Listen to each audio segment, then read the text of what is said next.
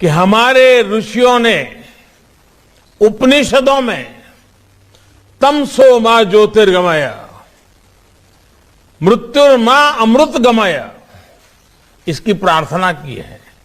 यानी हम अंधकार से प्रकाश की ओर बढ़ें, मृत्यु से, परेशानियों से अमृत की ओर बढ़ें। अमृत और अमरत्व का रास्ता बिना ज्ञान के प्रकाशित नहीं होता। इसलिए अमृत काल के ये समय हमारे ज्ञान, शोध और इनोवेशन का समय है। हमें एक ऐसा भारत बनाना है जिसकी जड़ें प्राचीन परंपराओं और विरासत से जुड़ी होगी और जिसका विस्तार आधुनिकता के आकाश में अनंत तक होगा। हमें अपनी संस्कृति, अपनी सभ्यता, अपने संस्कारों को जीवंत रखना है।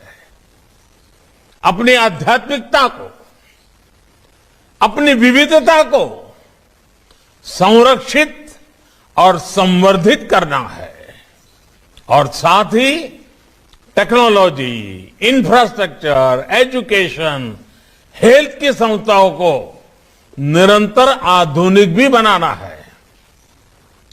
देश के इन प्रयासों में आप सभी की, ब्रह्मा कुमारी जैसी आध्यात्मिक संस्थाओं की बड़ी भूमिका है।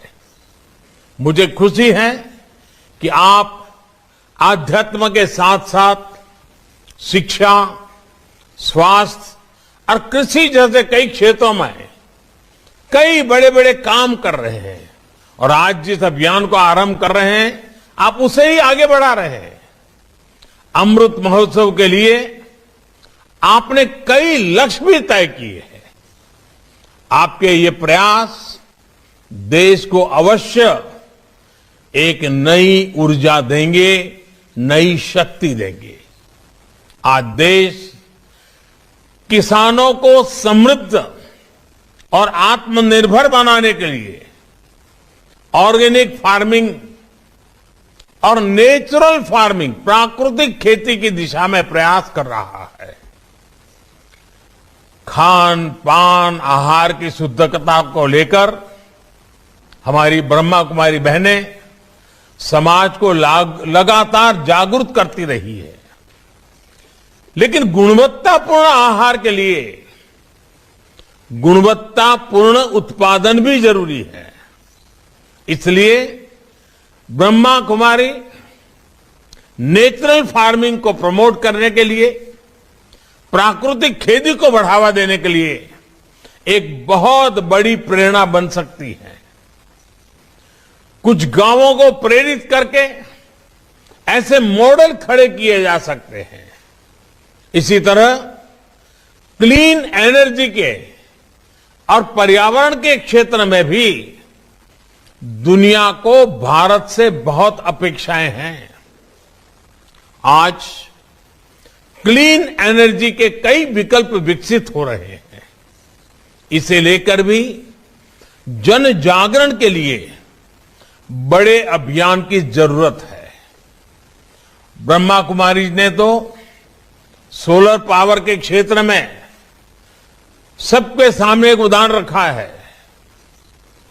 कितने ही समय से आपके आश्रम की रसोई में सोलर पावर से खाना बनाया जा रहा है। सोलर पावर का इस्तेमाल ज्यादा से ज्यादा लोग करें, इसमें भी आपका बहुत सहयोग हो सकता है। इसी तरह आप सभी आत्मनिर्भर भारत अभियान को भी गति दे सकते हैं। वोकल फॉर लोकल, स्थानीय उत्पादों को प्राथमिकता देकर इस अभियान में मदद हो सकती है। साथियों, अमृत काल का ये समय सोते हुए सपने देखने का नहीं, बल्कि जागृत होकर अपने संकल्प पूरे करने का है। आने वाले 25 साल परिश्रम की पराकाष्ठा, त्याग, तप, तपस्या के 25 वर्ष हैं। सैकड़ों वर्षों की गुलामी में हमारे समाज ने जो गंवाया है, ये 25 वर्ष का कालखंड उसे दोबारा प्राप्त करने का है। इसलिए आजादी के इस अमृत महोत्सव में हमारा ध्यान भविष्य पर ही केंद्रित होना चाहिए। खबरों के लिए हमारे चैनल को लाइक करें और सब्सक्राइब करें।